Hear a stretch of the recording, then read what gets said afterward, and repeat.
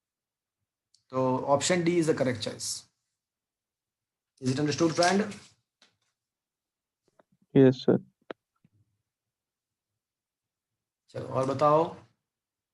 लेकिन sir differentiation क्यों किया वो पता नहीं चला. वो तो करना ही पड़ेगा ना. क्यों किया? बिकॉज इक्विलिब्रियम में कौन जीरो होता है? Force, resultant force. और फोर्स का फॉर्मूला क्या है? Potential energy. Potential energy. du by dx. हाँ माइनस तो फिर करना तो पड़ेगा ना. फोर्स को निकालना है तो minus D by D x तो करना ही पड़ेगा ना. तो ही हमको फोर्स मिलेगा ना. तो डी बाई डी एक्स का मतलब differentiation of the potential energy. Is that clear? Yes, sir. Clear. चलो बताओ और बताओ.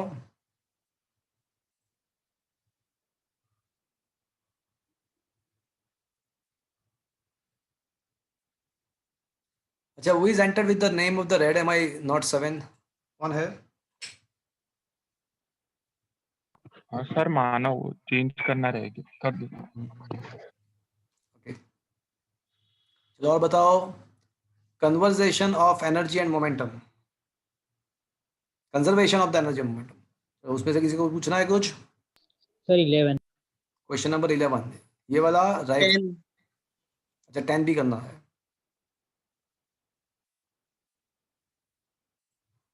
ओके.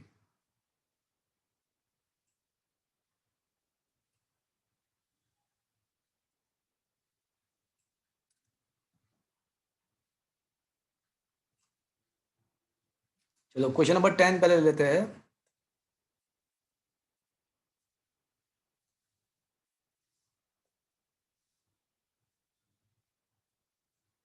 क्या है? A bomb of 12 kg exploded into the two fragments, two pieces of a 4 kg and 8 kg. The velocity of 8 kg is a 6. Then what is the kinetic energy of the other? Okay, it is very simple.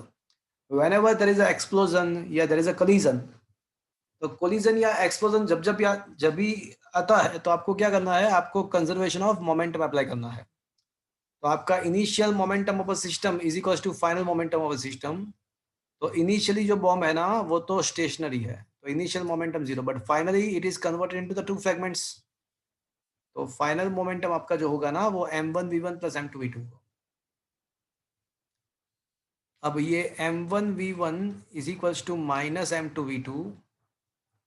ये आपका जो m1 है ना वो आपका 4 kg है और उसका वेलोसिटी दिया हुआ है 6. नहीं, वेलोसिटी ऑफ 8 इज अ 6. तो kinetic energy, the other velocity of the 4 kg we wants to find, और 8 kg का जो वेलोसिटी है ना वो 6 दिया हुआ है. नेगेटिव साइन तो ये बता रहा है कि दोनों फ्रैगमेंट एक दूसरे के अपोजिट डायरेक्शन में है. नेगेटिव साइन ये शो कर रहा है कि दोनों फ्रैगमेंट्स अपोजिट डायरेक्शन में जाने वाले हैं. अदरवाइज उसका कोई इंपॉर्टेंट इसका कोई मीनिंग नहीं है.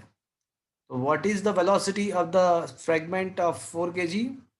So it will comes out to be a 12 meter per second. Is that clear, friends? ये चलो यहाँ तक समझ में आया. अब मुझे क्या करना है? उसका काइनेटिक एनर्जी फाइंड करना है. तो kinetic energy equals to half m1 v1 square. m1 है तो 4 है, v1 12 का square 144. 144 divide by 2 into 145 into 2, तो इट शुड बी a 288. आया बात समझ में है?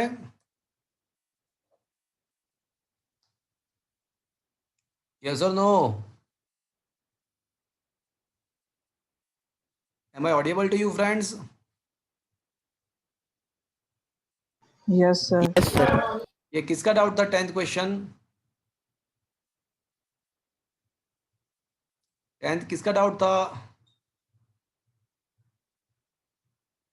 चलो 11th देख लेते हैं. A rifle bullet loses 1/20th of its velocity in passing through a plank. The least number of such plank required just to stop the bullet. Okay. ऐसा दिया हुआ है कि अगर एक प्लांक में से बुलेट पास हो रही है तो उसका जो भी वेलोसिटी है उसमें 1/20th पार्ट उसका वहां पे लॉस हो रहा है. मतलब 1/20th पार्ट अगर लॉस हो रहा है तो कितना पार्ट बचेगा? 1/80. अरे 1/20 निकल गया तो बचेगा कितना? 19/20. हाँ, 1 माइनस 1/20 करोगे तो आपका बचेगा 19/20। तो चलो केस 1, फॉर ओनली 1 प्लांक। तो ये आपका प्लांक है और कोई बुलेट जो है वो यहाँ पे एंटर हो रही है। मान लो कि वो v वेलोसिटी के साथ एंटर हो रही है, तो जो बाहर निकलेगी तो कोई मुझे बताएगा उसका वेलोसिटी क्या होगा बाहर निकलने के बाद? 19/20. 19v/20. Into v. तो इतना बचेगा। चलो ये पता चला। अब मान लो कि एक प्लान का जो लेंथ है ना वो x है, तो I can apply the formula v² minus v0² is equal to 2ad। Final velocity है ना जो 19/20 v the whole square, initial velocity v²। चलो acceleration should be taken positive और negative. Inside the plank, the object Negative. will feel the retardation or f of acceleration. Retardation. Retardation. Retardation. That's why acceleration should be taken minus and d का value जो है ना वो x है। अब ये formula के द्वारा मुझे ये पता चल, जो 119 का स्क्वायर क्या होता है? 19 का स्क्वायर क्या होगा? 361. ओके, 19 का स्क्वायर हो जाएगा आपका 361 अपॉन 400 माइनस 1। विस्कर को मैंने कॉमन ले लिया।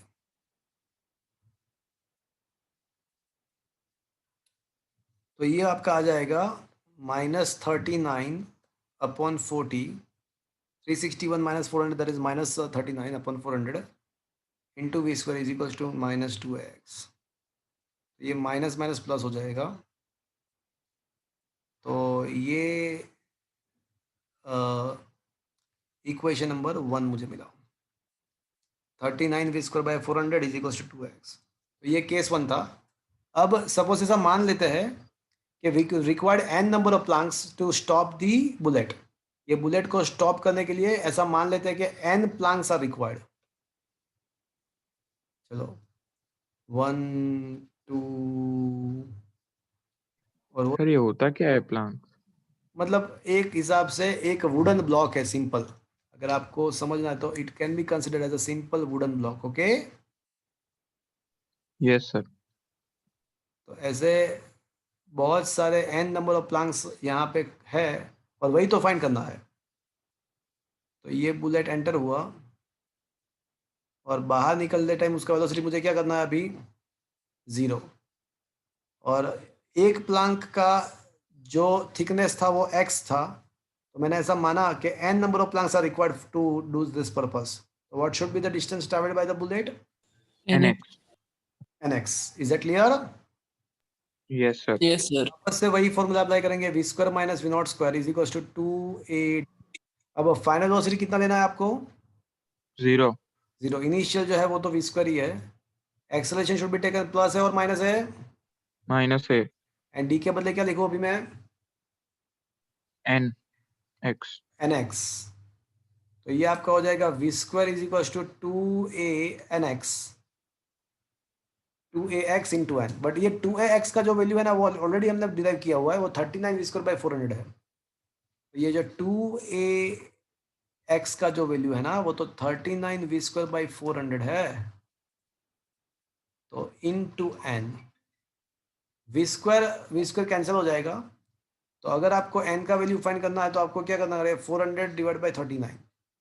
So it comes out to be a 10.2 something. तो इसका मतलब ऐसा हुआ कि कितने प्लांक्स रिक्वायर्ड हो गए? 10 प्लांक्स तो कंप्लीट रिक्वायर्ड हो गए और 11th प्लांक का थोड़ा ही पार्ट रिक्वायर्ड होगा। बट प्लांक के नंबर तो इंटीजर नंबर में ही होता है ना। Yes sir. Taking next integer, so what should be the number of plank we required to stop the bullet? 10. करेंगे तो स्टॉप नहीं होगा भैया। अगर आप 11. 10.2. अगर आप 10 प्लांक लोगे तो क्या स्टॉप होगा वाकई में? नो सर, थोड़ी रहेगी थोड़ी वेलोसिटी। रहेगी उसकी वेलोसिटी, तो उसको स्टॉप करने के लिए कितने plant require, next integer number लेना पड़ेगा ना आपको। Is that clear? तो सर फिर अंदर नहीं फंस जाएगा? हाँ अंदर फंसेगा, बट क्वेश्चन क्या है कि आपको कितने प्लांक रिक्वायर्ड है। आपको बुलेट बाहर निकलना है ऐसा ज़रूरी नहीं है, आपको खाली स्टॉप करना है। ऐसा नहीं बताया गया कि बाहर निकालना ही है मुझे। तो स्टॉप करने के लिए कितना प्लैंक रिक्वायर्ड होगा? 11। सो 11 is the answer. Is that clear friends? Yes sir. अच्छा क्वेश्चन था, समझ में आया भैया? हाँ के ना? Yes, sir. तो आप कुछ बोलोगे तो मुझे मजा आएगा। चलो बोलो, conservation of energy and momentum में से कुछ पूछना है अभी?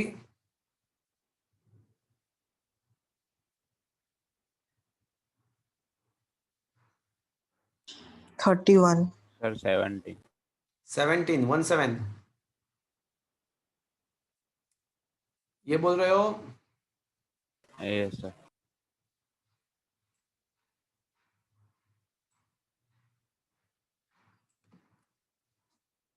ओके।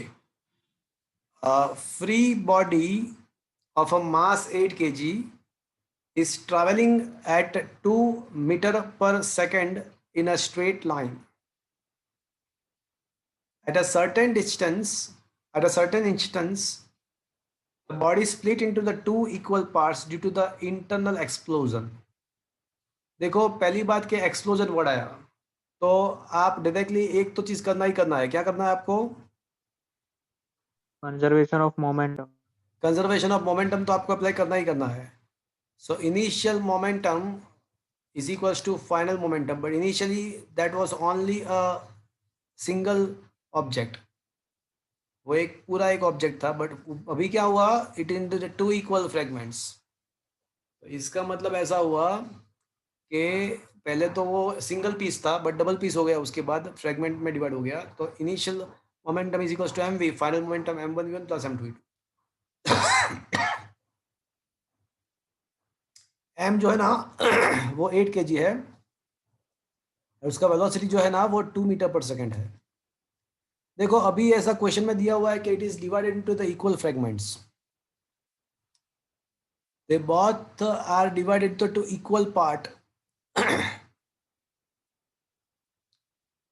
तो इक्वल पार्ट में डिवाइड हुआ है, तो m1 का वैल्यू भी 4 है, m2 का भी वैल्यू 4 ही है, तो 4 हम कॉमन ले सकते हैं, v1 प्लस v2। तो इसका मतलब ऐसा हुआ कि v1 प्लस v2। अच्छा एक यहाँ पे प्रॉब्लम है, हमको इसको है ना, हमको यहाँ पे वेक्टर फॉर्म में लिखना चाहिए, यहाँ पे वेक्टर फॉर्म में ही लिखना चाहिए, because momentum is a vector quantity. तो वेक्टर फॉर्म में ही लिखना चाहिए।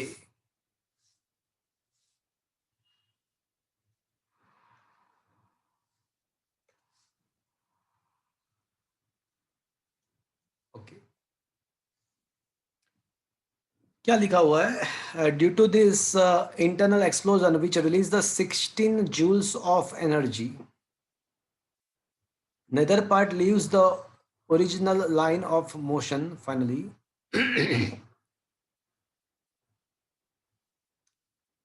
Both parts continue to move in the same direction as the original. One part come to the rest. अच्छा क्या होगा? तो 2 मीटर पर सेकेंड के वेलोसिटी से 8 kg जा रहा था, और उसमें इंटरनल एक्सप्लोजन हुआ, तो कंजर्वेशन ऑफ मोमेंटम तो लगता ही लगता है, वो तो कंफर्म्ड है। कंजर्वेशन ऑफ मोमेंटम तो लगेगा ही लगेगा, वो कंफर्म्ड है। बट यहाँ पे ऐसा बोला गया है कि due to this equal part, due to internal explosion which release the 16 joule of energy. तो ये इंटरनल एक्सप्लोजन की वजह से 16 जूल एनर्जी का रिलीज हुआ।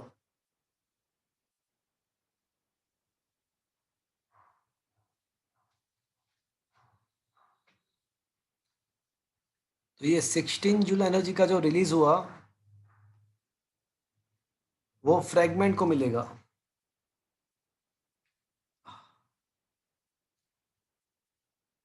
तो friends, the total kinetic energy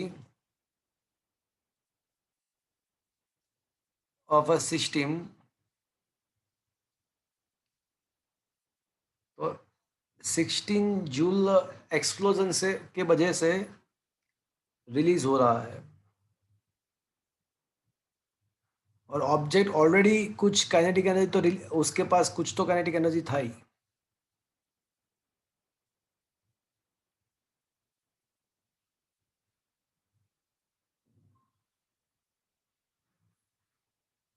तो ये 16 जूल जो रिलीज हो रहा है उसके बेस पे हम ऐसा कह सकते हैं कि half m1v1 square plus half m2v2 square, that should be a 16।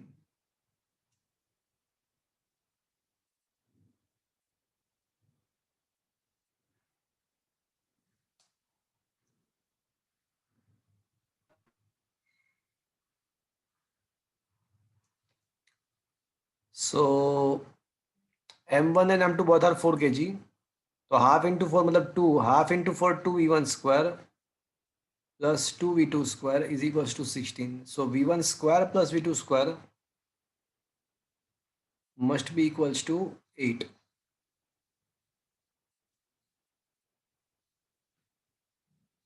v1 square plus v2 square should be equals to 8। क्या ऐसा ही होगा? Let me check the once I need to check the solution. नहीं पता चला।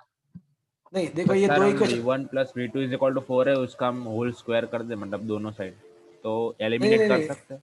नहीं, तो problem हो जाएगा। तो v1 इंटू वी2 रहेगा। मैं सिंपल बताऊँ आपको। देखो, पहले हमने जो ना कंजर्वेशन ऑफ मोमेंटम अप्लाई किया, तो मुझे ये फॉर्मूला दिया v1 plus V2 equals to 4। फिर हमने कंजर्वेशन ऑफ एनर्जी अप्लाई किया, तो initial energy is equals to final energy. तो whatever the kinetic energy gained by the fragments will be equals to the initial kinetic energy plus released energy। तो ये दो equation आपको समझ में आया? यहाँ तक समझ में आया? Yes sir. अब v1 square plus v2 square equals to 60। अब v2 के बदले में क्या लिख सकता हूँ? From the equation number 1 we can, 4 minus v1। हाँ तो मैंने वही लिखा, देखो 4 minus v1 square. Is that clear now? Yes तो ये पूरा Yes, इक्वेशन sir. किसके, हाँ तो ये पूरा इक्वेशन अभी किसके फॉर्म में आ जाएगा? v1। तो ये v1 के फॉर्म में पूरा इक्वेशन आ जाएगा, v1 square plus v1 square. अच्छा, तो अभी जो ये पूरा इक्वेशन है ना, वो v1 स्क्वायर के फॉर्म में आ जाएगा। तो इसको 2v1 स्क्वायर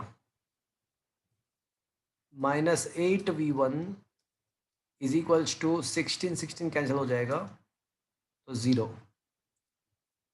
तो 2b कॉमन ले लो, 2v1 को कॉमन ले लो, तो v1 minus 4 is equals to 0 होगा।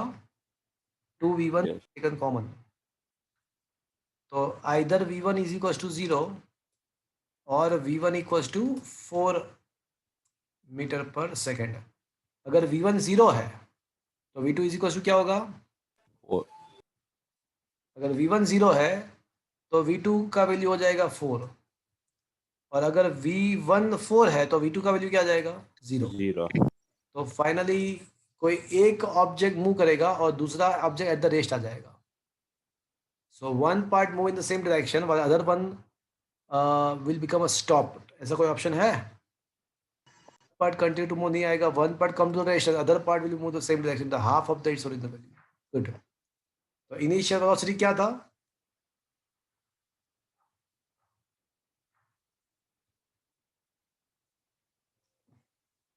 One 2 part meters per come second. to the rest and other moves in the same direction as that of the original body, and the third one is one। Sir ये elimination से करेंगे तो वही आएगा ना? तो obviously कोई दो इक्वेशन आप किसी भी हिसाब से सॉल्व कर सकते हो, किसी भी हिसाब से आप सॉल्व कर सकते हो इक्वेशन को। Okay, Yes, sir. तो option C should be the right answer. Opposite direction में नहीं जाएगा, सेम डायरेक्शन में ही मूव करता रहेगा। Is it okay? Option B आएगा। ऑप्शन बी आएगा।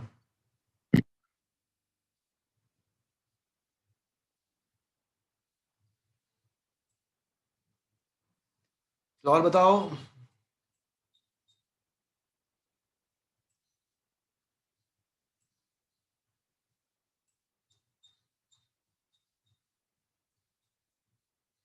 So conservation of energy, anybody wants to ask any question from it now?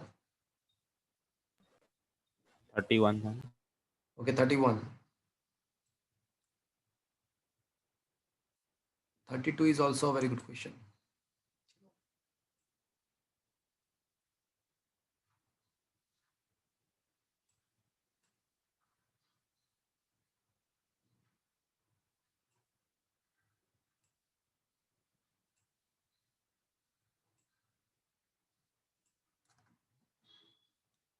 देखो क्या लिखा है। If a linear body mass m1 and velocity v1 and the heavier body mass m2 and velocity v2 have the same kinetic energy, then देखो kinetic energy same दिया हुआ है। Kinetic energy same हमको दिया गया है। सो k1 is equals to k2. So can I say half m1 v1 square is equals to half m2 v2 square? क्या मैं ऐसा कह सकता हूँ? Yes or no? Yes. Yes sir. Okay. Half get cancelled. अब मैं ना m1 से मल्टीप्लाई कर रहा हूँ पूरे इक्वेशन को एंड m1 से डिवाइड कर रहा हूँ। सिमिलरली यहाँ पे मैं m2 से पूरे इक्वेशन को मल्टीप्लाई कर रहा हूँ, m2 से डिवाइड कर रहा हूँ। चलेगा?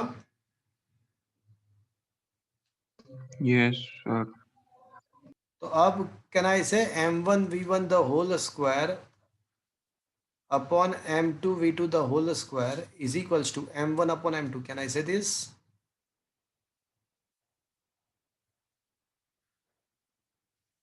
Is it okay? Yes, sir. अब in the question it was given that the m1 is less than m2 because m1 जो है ना वो लाइटर है एंड m2 जो है वो हैवियर है। तो मतलब m1 is less than m2. तो मतलब ये होगा कि m1 अपॉन m2 क्या हो जाएगा? लेस देन 1 होगा। यस और no? m1 Yes, sir. Upon m2 less than 1. तो ये इक्वेशन नंबर 1 तो ये बता रहा है कि m1 v1 का स्क्वायर अपॉन m2 v2 का स्क्वायर जो है वो m1 अपॉन m2 है, बट वो लेस देन 1 है। तो ये आपका लेस देन 1 हो गया। तो m1 v1 का square is less than m2 v2 का स्क्वायर। दोनों साइड स्क्वायर रूट निकाल दो। तो m1 v1 should be less than m2 v2. So that kind of option should be there, और m2 v2 is greater than m1 v1. आप दोनों में से कोई भी लिख सकते हो। Is that clear friends? आया बात समझ में? Yes, sir. चलो और एक क्वेश्चन है। अच्छा,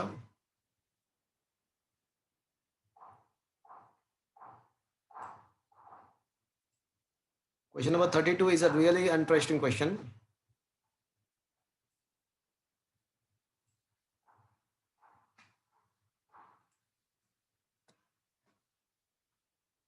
चलो क्या लिखा है कि a frictionless track ABCDE ends in the circular of the radius R. A body slide down the track from the A, point A. यहाँ पे पहली बात तो फ्रिक्शनल लेस ट्रैक है। तो फ्रिक्शनल लेस ट्रैक है ना, तो आप है ना conservation of mechanical energy apply कर सकते हो। तो कंजर्वेशन ऑफ मैकेनिकल एनर्जी, तो इनिशियल पोजीशन ये है और फाइनल पोजीशन में ये मान लेते हैं। तो initial potential plus kinetic energy is equals to final potential plus kinetic energy. चलो इनिशियल पोटेंशियल एनर्जी क्या होगा भैया? h हाइट पे है तो mgh होगा भैया। यस और नो? Yes sir. एंड वहां से रिलीज किया है, तो रिलीज किया तो इनिशियल काइनेटिक एनर्जी क्या आएगा? 0. 0 आ जाएगा। अब लास्ट में डी पॉइंट पे उसका हाइट है ना 2r होगा, देखो रेडियस से डबल 2r होगा, तो फाइनल स्टेट मैंने डी अज्यूम किया हुआ है, तो डी पे मैंने फाइनल स्टेट डी इसलिए अज्यूम किया हुआ है कि मुझे वहाँ पे पूरा सर्कल कंप्लीट करना है, तो कुछ ना कुछ तो वेलोसिटी यहाँ पे होना ही चाहिए। अगर वहाँ पे वेलोसिटी 0 हो जाता ना तो क्या होता पता है आपको, बॉडी नीचे नीचे गिर जाता। तो उसको सर्कल कंप्लीट करने के लिए वहाँ पे कुछ तो वेलोसिटी होना ही चाहिए। ऐसा मान लो कि वहाँ पे वेलोसिटी जो है ना v है, बट वहाँ पे पोटेंशियल एनर्जी क्या होगा?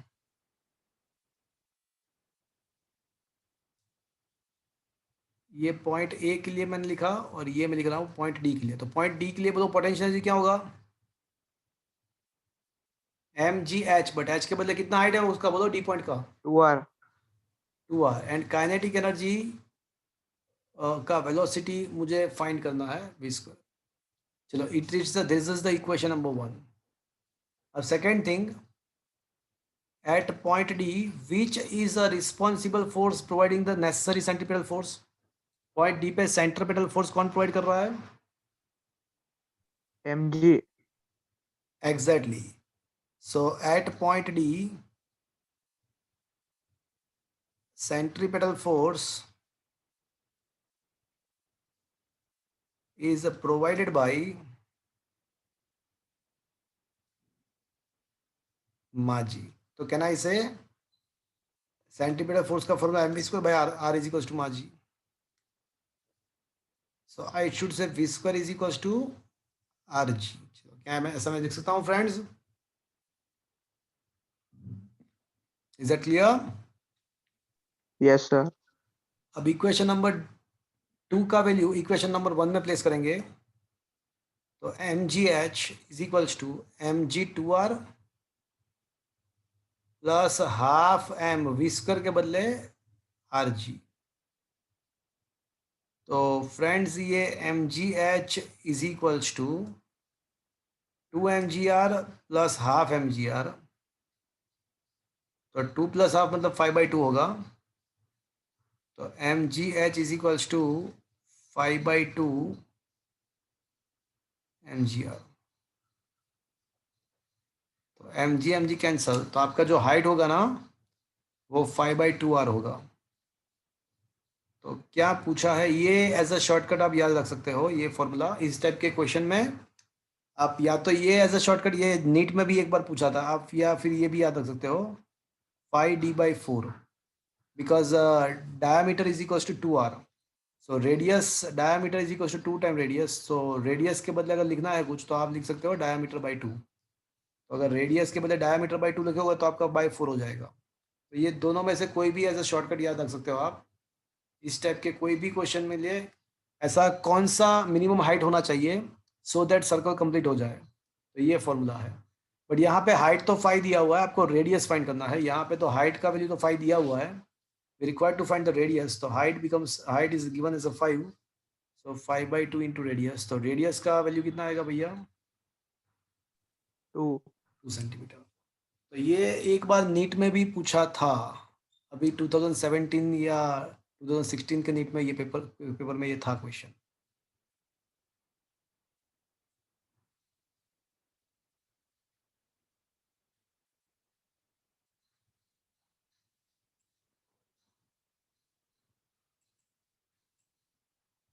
चलो और बताओ, चलो कंजर्वेशन ऑफ एनर्जी और बताओ।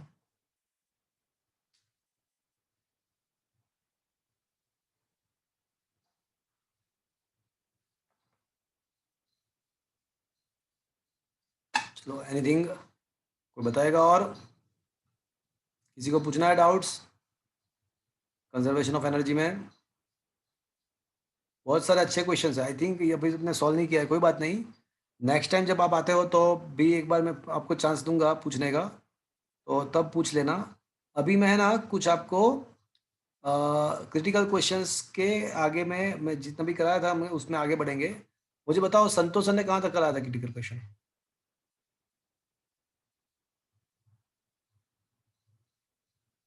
बताएगा?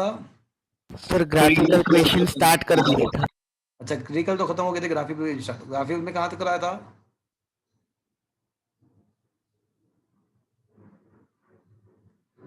ग्राफिकल में कहाँ तक कराया था?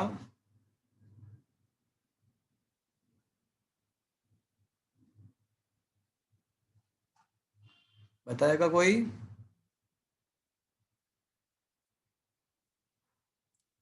अरे भैया,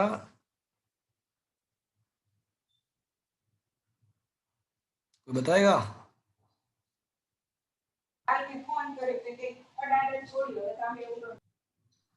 10. 10 तक कराया था। ओके, सो अगर 10 तक कराया नहीं है और कोई कराना बाकी है बीच में, तो वो आप संतोष सर के साथ बात कर लेना। मैं 11 से स्टार्ट कर रहा हूँ। ओके, चलो question number 11 from the graphical.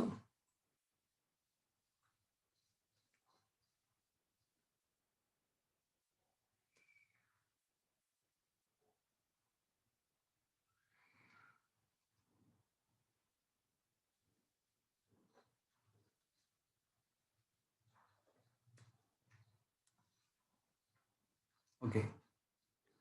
Are you able to see the questions in your mobile screen?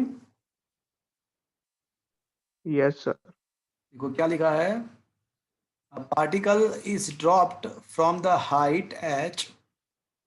A constant horizontal velocity is given to the particle, taking g to be constant everywhere.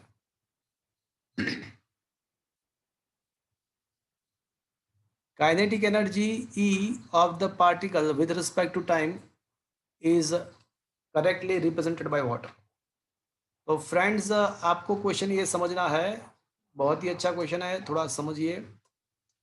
ऐसा दिया हुआ है कि कुछ horizontal velocity के साथ कोई particle को मैंने ड्रॉप किया है, तो उसका जो ट्रैजेक्टरी रहेगा वो ऐसा रहेगा। एम आई राइट फ्रेंड्स? यस और नो? यहाँ यस सर। कोई पार्टिकल को मैंने थ्रो किया है हॉरिजॉन्टल डायरेक्शन में, ये ग्राउंड है, तो यहाँ से हॉरिजॉन्टल डायरेक्शन में मैंने थ्रो किया कुछ वेलोसिटी के साथ पार्टिकल को। तो फ्रेंड्स, इसका प्रोजेक्टाइल मोशन होगा। तो फ्रेंड्स, प्रोजेक्टाइल मोशन होगा इसका, तो हॉरिजॉन्टल डायरेक्शन में तो जो वेलोसिटी है ना वो कांस्टेंट ही रहेगा, and that will be a v. But vertical direction में क्या वेलोसिटी होगा? तो बोले उसमें तो एक्सेलरेटेड मोशन होगा, v naught plus a t. V naught तो जीरो है, वर्टिकल डायरेक्शन का इनिशियल वेलोसिटी जीरो है, वर्टिकल डायरेक्शन में इनिशियल कोई वेलोसिटी नहीं है। But v naught plus g t, तो जी टी का हो जाएगा, v naught plus a t का हो जाएगा जी टी। तो अब रिजल्टेंट वेलोसिटी का अगर मैग्नीट्यूड निकालना है आपको, रिजल्टेंट स्पीड निकालना है, तो आपको क्या करना पड़ेगा? रूट में v x square plus v y square. तो वी एक्स तो वी ही है, वी वाई स्क्वायर आपका जी स्क्वायर टी स्क्वायर है। अब आपको काइनेटिक एनर्जी निकालना है, तो काइनेटिक एनर्जी आपका हो जाएगा हाफ एम वी स्क्वायर। तो हाफ एम और वी स्क्वायर के बदले क्या आएगा आपका? V effective square. तो V effective is equal to root में V square plus G square T square, उसका स्क्वायर कर दो, तो V square plus G square T square. अब टाइम के साथ काइनेटिक एनर्जी का क्या होगा? तो देखो उसकी फॉर्मूला से वो चीज़ क्लियर है कि जब टाइम ज़ीरो होगा तो भी काइनेटिक एनर्जी आपका ज़ीरो नहीं है, वो आपका होगा हाफ एम वी स्क्वायर। मतलब ज़ीरो पे ज़ीरो नहीं है, कुछ तो है। ज़ीरो पे ज़ीरो नहीं है, कुछ तो है। इनफाइनाइट भी नहीं है, इनफाइनाइट नहीं है मतलब ये तो कैंसिल हो जाएगा, ऑप्शन डी कैंसिल हो जाएगा, बिकॉज उसमें तो ज़ीरो टाइम पे इनफाइनाइट दिखा रहा है। तो बाकी बचा ए, बी और सी। अब मुझे ये बताओ कि अब टाइम जब बढ़ता है, टाइम इंक्रीज होगा, तो काइनेटिक एनर्जी इंक्रीज होगा या डिक्रीज होगा? एडिशन है बीच में कि सब्ट्रैक्शन है? ये जो फॉर्मूला है काइनेटिक एनर्जी का, एडिशन है। एडिशन है या सब्ट्रैक्शन है? एडिशन। एडिशन है, टाइम जब इंक्रीज हो। हाँ, तो इंक्रीज एडिशन है। मतलब इंक्रीज होगा, मतलब ये भी कैंसिल, इसमें डिक्रीज हो रहा है। Is that clear? Yes sir. Yes sir. की बात। अब ये जो काइनेटिक एनर्जी है वो टी स्क्वायर के साथ वेराई हो रही है या टी के साथ वेराई हो रही है? Kinetic energy proportional to t square है या प्रोपोर्शनल टू टी है? मुझे ये टी बताइए। स्क्वायर है। T T square. स्क्वायर है, तो kinetic energy proportional to t नहीं है, इसका मतलब कि लीनियर रिलेशन पॉसिबल नहीं है, इसका मतलब लीनियर ग्राफ पॉसिबल नहीं है। Option A answer. तो option A is the answer. तो तो अब कैसे एलिमिनेट करना है एक के बाद एक ऑप्शन को पता चला आपको friends? Yes sir. Question number 12 पे आते हैं।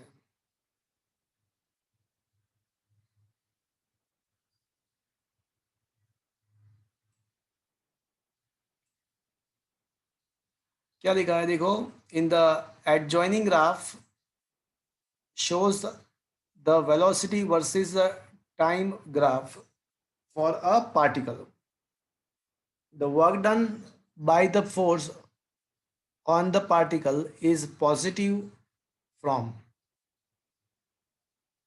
देखो यहाँ पे ऐसा दिया हुआ है कि आपका वेलोसिटी वर्सेस टाइम का ग्राफ दिया हुआ है और ये पूछा गया है कि कौन से पार्ट में आपका वर्क डन पॉजिटिव रहेगा, कौन से पार्ट में वर्क डन आपका पॉजिटिव रहेगा। चलो याद करो, वर्क डन पॉजिटिव होना इसका मतलब क्या हुआ? Work force positive. नहीं, work done kinetic energy positive. Okay, सही बात है आपका, बट अब थोड़ा मिस्टेक कर दिया आपने, थोड़ा मिस्टेक कर दिया। काइनेटिक एनर्जी नहीं, काइनेटिक एनर्जी नहीं, but change in the kinetic energy. Work energy theorem ये बता रहा है W is equal to delta K. Is equal to delta के।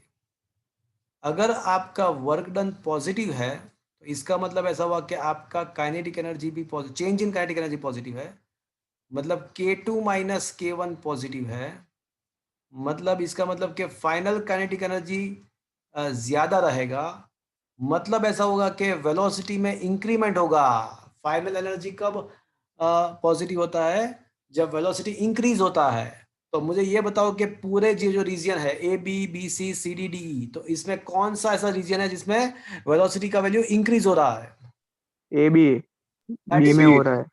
तो ए बी में ही हो रहा है, तो वहां पे ही वर्क डन आपका पॉजिटिव रहेगा। चलो ये पता चला फ्रेंड्स आपको? Yes sir. Understood friend? Yes sir. Sir पर ये पॉजिटिव मतलब ये कैसे वो पता नहीं चला। नहीं, उन लोगों ने दिया है ना, देखो, the adjoining graph shows the velocity versus time graph for the particle, the work done by the force on the particle is positive.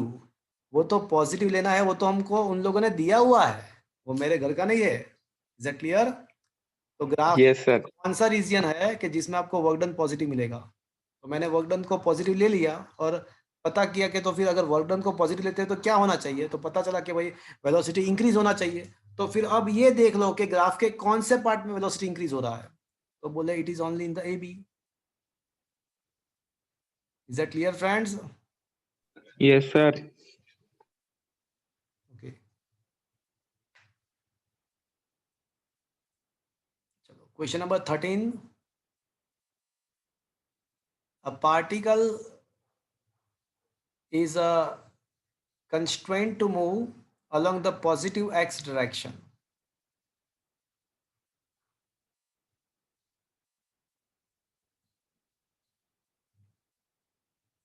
देखो ये क्वेश्चन बहुत ही इंटेलिजेंट है, थोड़ा आप ध्यान रखना। ये क्वेश्चन शांति से समझ के जाना, don't go anywhere. Particle which is constrained to move along the x-axis is subjected to a force in the same direction which varies with the following formula. Formula force का दिया हुआ है, तो फोर्स का फॉर्मूला मुझे दिया हुआ है और मुझे पता करना है कि मुझे पता ये करना है कि पोटेंशियल एनर्जी का ग्राफ क्या मिलेगा। तो कोई मुझे बताएगा, is there any relation between the force and potential energy? Force and potential energy के बीच में कोई रिलेशन है, ऐसा कुछ पता है आपको? F is equal to minus D U by D X. Very very good, is equal to minus du by dt. D by D Height. एथ, वेरी गुड। तो D U is equal to minus F D X कह सकते हैं? Yes sir. Yes sir. तो now taking integration both the sides, तो integration D U is equal to integration minus F D X कह सकते हैं? Yes sir.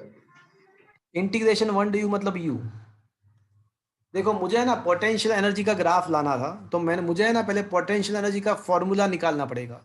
अगर मुझे पोटेंशियल एनर्जी का फॉर्मूला मिल जाएगा तो उसके बेस पे ग्राफ क्या है वो मैं पता कर सकता हूँ। तो अब इंटीग्रेशन करना पड़ेगा माइनस ऑफ फोर्स, तो फोर्स का जो भी इक्वेशन है उसको माइनस कर दो, तो माइनस करके लिखाओ, तो इसको माइनस करके लिखाओ मुझे, तो क्या आएगा? kx minus ax kx minus ax cube. dx। चलो इंटीग्रेट कराओ, के बाहर निकल के आएगा, x रेज टू 1 है, ये पावर 1 ही है, तो x का 1 का पर क्या होगा? x X square by 2. square by 2. अभी इंटीग्रेशन डिफरेंशिएशन में तो आपका मास्टरी आ गया ना। अब x रेज टू थीटा क्या Yes sir. Yes sir. होगा? 4/4। चलो ये X पता 4 by चला। चलो मुझे पोटेंशियल एनर्जी का फॉर्मूला तो मिल गया, it is a K x square by 2 minus a x 4/4। चलो फॉर्मूला तो मिल गया, बट मुझे क्या करना है, मुझे करना ये है कि फॉर्मूला तो मिल गया बट उसके ऊपर से मुझे ग्राफ पता करना है, ग्राफ कैसा आएगा वो पता करना है। तो मैं जो बोल रहा हूँ उसको ध्यान से सुनना। ये एक क्वेश्चन से हम समझ रहे हैं, बट ये जो मेथड जो अभी मैं आपको दे रहा हूँ वो कोई भी, अगर आपके पास इक्वेशन है तो इक्वेशन के ऊपर से ग्राफ क्या मिलेगा, अगर वो आपको करना है, इक्वेशन के ऊपर से ग्राफ क्या मिलेगा, अगर वो आपको पता करना है, तो मैं अभी जो मेथड बोल रहा हूँ वो एवरी टाइम एप्लीकेबल है। तो पहले इक्वेशन आपको मिल गया, तो अभी फिर क्या करना है, स्टेप वन आप एक काम करो, x का वैल्यू 0 ले लो, फॉर्मूला में x का वैल्यू 0 ले लो, तो आपको पोटेंशियल एनर्जी क्या मिलेगा? 0. x 0 मिलेगा। मतलब ऐसा कौन सा ग्राफ है जो 0 से स्टार्ट हो रहा है? तो फ्रेंड्स ऐसे 3 ग्राफ है, ए बी 0 से स्टार्ट हो रहा है, बी बी एक्स 0, तो बी बी पोटेंशियल 0, ये डी बी है, बट ये कैंसिल, ये एलिमिनेट हो जाएगा, बिकॉज आप देख सकते हो कि x के वैल्यू 0 के टाइम यू का वैल्यू 0 नहीं है, मतलब ये तो एलिमिनेट हो गया है। चलो ये पता चला, एक को एलिमिनेट किया मैंने। सभी ग्राफ में ऐसा देखने का ना कि 0 से हाँ स्टार्ट हो हाँ रहा है. हाँ, मैं वही बताऊँ, मैं स्टेप बाय स्टेप बता रहा हूँ आपको क्या करना है। तो पहले स्टेप से ऊपर से कुछ ना कुछ एलिमिनेट हो जाएगा, is that clear? Yes sir. अब स्टेप नंबर 2, अब एक काम करो, u को 0 कर दो, पहले x को 0 किया, अब u को 0 कर दो, तो u इक्वल्स टू 0, मतलब k x square by 2 minus a x 4/4 is equals to 0। तो इसका मतलब ऐसा आएगा कि k x square by 2 is equals to a x 4/4, x square get cancelled, तो ये हो जाएगा k by 2 is equals to a x kx square by 4. 4। तो इसका मतलब ऐसा हुआ कि x square is equals to 2k/a। तो x का ऐसा वैल्यू मुझे मिलेगा अपार्ट फ्रॉम जीरो, x का एक और वैल्यू मुझे मिलेगा कि जहाँ पे पोटेंशियल एनर्जी 0 हो रहा है। तो पोटेंशियल एनर्जी दूसरी बार भी 0 हो रहा है, कौन से वैल्यू के लिए? 2k/। तो यहाँ पे ग्राफ में पोटेंशियल एनर्जी 2 बार 0 होना चाहिए, तो 0 पे तो 0 होना ही चाहिए, x का वैल्यू 0 है तो 0 होना ही चाहिए। अपार्ट फ्रॉम दैट x का कोई और वैल्यू भी है कि जहाँ पे पोटेंशियल एनर्जी 0 हो रहा है। तो अब मुझे बताओ कौन सा एलिमिनेट हो जाएगा, कौन सा ऑप्शन? x दूसरी बार 0 होना है, B. पोटेंशियल एनर्जी को दूसरी बार 0 होना है, तो कौन सा ऑप्शन एलिमिनेट हो जाएगा? B. बी एलिमिनेट हो जाएगा। क्यों? वहां पे 0 नहीं हो रहा है, देखो ये दूसरी बार 0 हो ही नहीं रहा है, तो इनमें दोनों में तो 0 हो रहा है। देखो अभी ये ऑप्शन ए एंड डी दोनों में तो 0 हो रहा है, मतलब ये अभी चलेगा, ये एलिमिनेट हो जाएगा, ऑप्शन बी एलिमिनेट हो जाएगा। चलो ये पता चला। Yes sir. अब स्टेप नंबर 3, नाउ स्टेप 3। चलो अब ऐसा मान लो कि x का वैल्यू जो है ना वो √2k/a से कम है, तो इसका मतलब ऐसा हुआ कि x² is less than 2k/a। दोनों साइड में है ना x² से मल्टीप्लाई कर रहा हूँ, तो x4 is less than 2k/a x², दोनों साइड मैंने x² से मल्टीप्लाई किया, चलेगा? Yes sir. तो ये आपका आ जाएगा x4/2k is less than x²/a। क्या मैं ऐसा कह सकता हूँ? 2k को मैंने नीचे डाल दिया, चलेगा?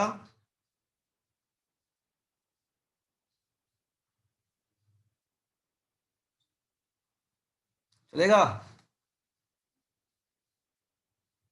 Yes, sir. I say ax4 by 2 is less than kx square. Yes sir. मुझे यहाँ पे ही वो लिख देना, यहाँ पे ही लिख देना चाहिए था।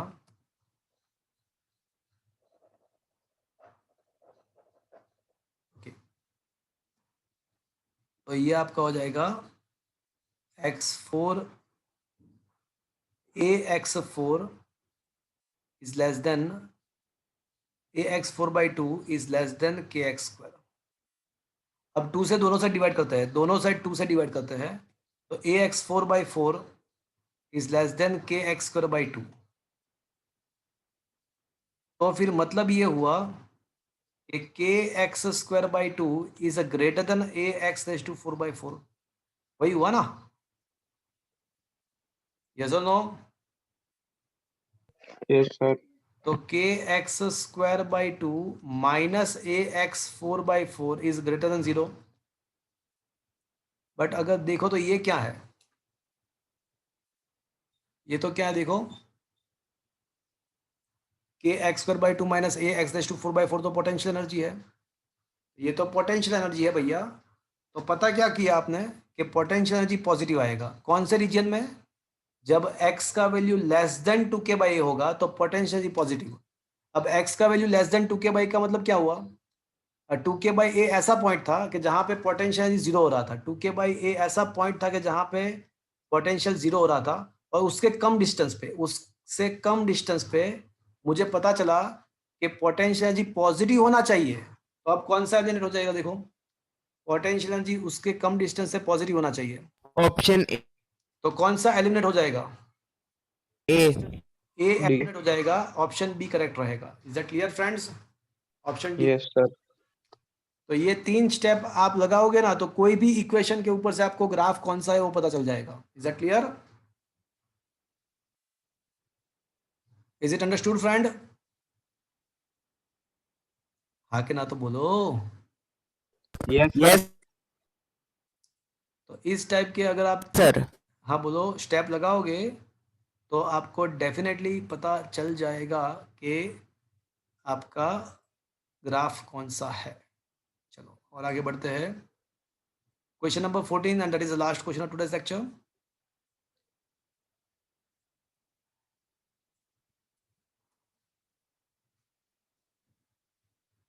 A force F acting on an object varies with the distance x as shown in figure. The force is in the Newton and x is in the meter. The work done by the force moving the object from x equals to 0 to 6. तो आपको शायद पता होगा friends, the area enclosed by the force versus the distance और position graph is indicating the work done. सीधी सी बात है, वर्क डन आपको फाइंड करना है तो आपको एरिया फाइंड करना पड़ेगा। तो area of the rectangle plus area of the triangle, तो रेक्टेंगल का एरिया होगा 3 क्रॉस 3 एंड ट्राइंगल का जो एरिया है वो हाफ बेस का हो जाएगा 3 to 6, मतलब बेस आपका 3 आएगा एंड आपका अल्टीट्यूड आएगा वो भी 3 आएगा। तो 9 by 2 4.5, 9 plus 4.5, so the net work done equals to 13.5 joule. Is that clear friends? Yes sir. तो फ्रेंड्स आज का सेशन मैं यहाँ पे फिनिश कर रहा हूँ, इसका पीडीएफ मैं आपको भेज दूंगा एंड नेक्स्ट टाइम जब आप आते हो वेडनेसडे, आपका फ्राइडे को होता है ना लेक्चर, तो फ्राइडे है ना, संतोष सर आपको ये ग्राफिकल जो क्वेश्चन है जो बाकी पड़े हैं वो कंप्लीट करेंगे, और मेरा जो संडे का लेक्चर आएगा तो उसमें आपको कंपलसरीली क्या करके लाना है, आपको कंपलसरीली संडे के लेक्चर में आपको compulsorily conservation of momentum energy, और उसके बाद जो टॉपिक है वो भी सॉल्व करके लाना है, इलास्टिक एंड उसके बाद जो टॉपिक है वो पावर का है। तो ये कंपलसरीली आपको ये कंजर्वेशन ऑफ मोमेंटम एनर्जी और पावर तक कंप्लीट करके लाना है। उसके पहले भी अगर कोई क्वेश्चन हो गए तो मैं उसको आपको डिस्कस कर दूंगा, बट पावर खत्म करके लाना है संडे। तो वैसे फ्राइडे क्या होगा, फ्राइडे आपको सॉल्व ना करो तो चलेगा, फ्राइडे आपका ग्राफिकल क्वेश्चंस आपको संतोष से करा देंगे, संडे जब आओ तो डाउट्स मुझे पूछ लेना और पावर तक, ओके? Yes sir. तो आज का सेशन यहाँ पे मैं एंड कर रहा हूँ friends. Bye thank you, sir. Bye bye sir. Bye bye bye bye bye.